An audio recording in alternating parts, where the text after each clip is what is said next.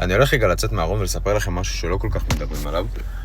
אתם מכירים את העסקים האלה כמו צ'יקו ומיקו שנכנסים לתודעה נורא מהר ואף אחד לא יודע באמת איך הם הגיעו לזה. הם עושים משהו נורא פשוט שכל מי שעושה אותו יודע מה הוא עושה, אבל מי שלא עושה אותו לא מבין את זה. אני בעצמי יצרתי מעל 100 מיליון צפיות, הכל אורגני בצורה שהיא באמת גורמת לאנשים פשוט להסתכל על התוכן. אספר לכם בדיוק מה הם עושים צעד אחרי צעד. העסקים האלה זה לא רק שהם תפסו טרנד, נכון, הם באמת תפסו לאנשים את העין וידעו באמת לעצור אנשים מגלילה.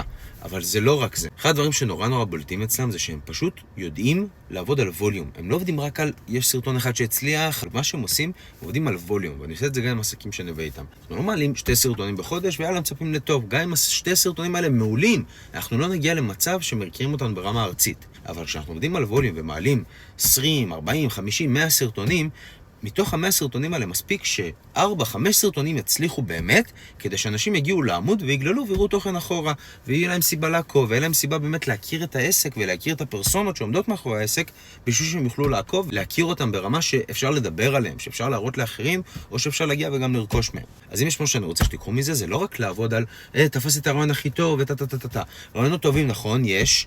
לא כולם יכולים לייצר רעיונות טובים, זה לא תמיד גם ריאלי לכל עסק, כל אחד והתחום שלו, אבל לעבוד על ווליום. לא לעשות חרא תוכן, אבל לעבוד על ווליום של תוכן טוב, לאורך זמן, בהכרח ינצח כל צורה אחרת של עבודה.